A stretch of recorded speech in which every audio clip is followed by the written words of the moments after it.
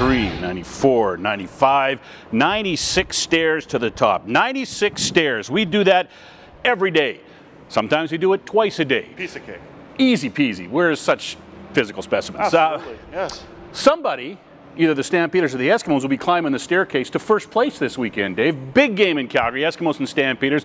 Stamps are first right now, 11-3. Eskimos are 10-4.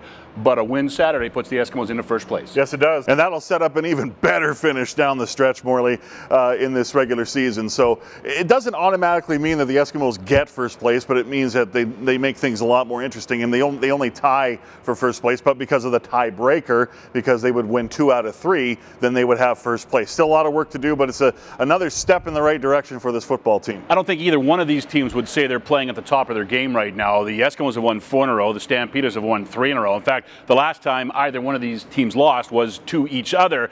They've had interesting wins getting to this point. I'm expecting a real good football game on Saturday. Well, crazy happening down in Winnipeg last week at Investors Group Field. Sean White has to kick a 53-yard field goal for the win. Then last week, speaking of wind, let's add a D to it. Well, how about the wind in Hamilton? The Tiger Cats looked like they had sewn it up, and then Rene Paredes kicks the tying and winning field goal in the final minute of play. So good teams know how to win ugly games. These two teams have done that in the last few weeks. Time now for our marquee matchup, and every time the Eskimos play the BC Lions, we talk about Andrew Harris. Every time they play the Calgary Stampeders, when he's healthy, we have to talk about John Cornish. He's healthy.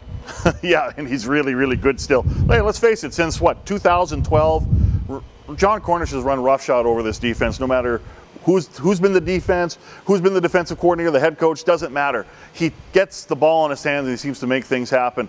And he had 18 touches last week for over 150 yards. So it's not only on the ground, but it's also through the air. And we're seeing the metamorphosis of the running back position. It's about touches, not necessarily carries. But whenever John Cornish gets the ball in his hand, he makes things happen. The Eskimos have to prove that they can stop him. And honestly, they haven't done that yet. I think the defenses will play a big role in this game. The Eskimos have to figure out a way to stop not only John Cornish, but the league's leading receiver. Stampeders have to figure out a way to stop probably the league's best receiving group with Bowman, Walker, and Stafford, who are just on a big tear right now. Yeah, this depth in this receiving core and the number of options that quarterback Mike Riley has, I mean, this is an embarrassment of riches, but that's a good secondary in Calgary. Darrell Walker, I can't wait. I believe he'll be matched up with Brandon McDonald, and those two are physical receivers and they like to get after the opponent. So I can't wait for that matchup, but it's going to be a good matchup. Eskimos receiving core, Stampeder secondary.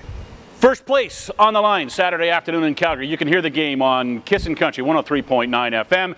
4 o'clock for the pregame show with myself and Dave. 5 o'clock for the kickoff. Good old-fashioned Battle of Alberta for first place. Couldn't ask for anything more.